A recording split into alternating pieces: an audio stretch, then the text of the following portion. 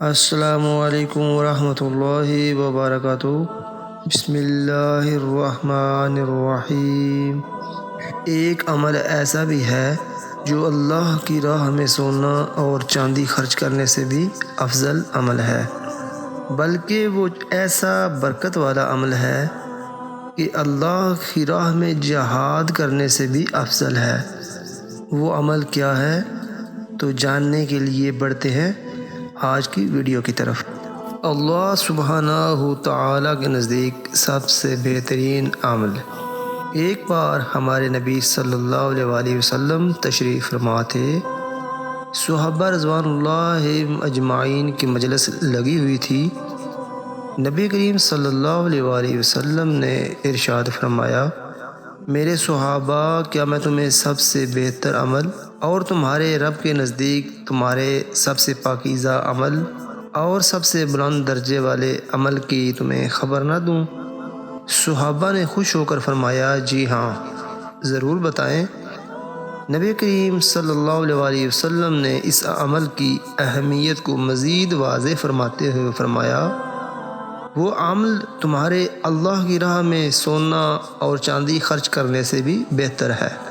صحابہ خوش ہو گئے، عرض کرنے لگے، وہ ایسا کون سا عمل ہے؟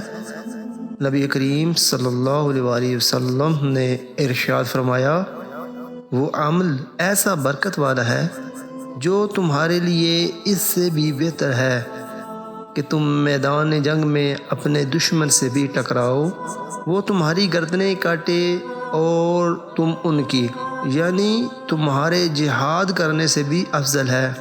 صحابہ حیران ہوئے کہ ایسا برکتوں والا عمل کون سا ہے؟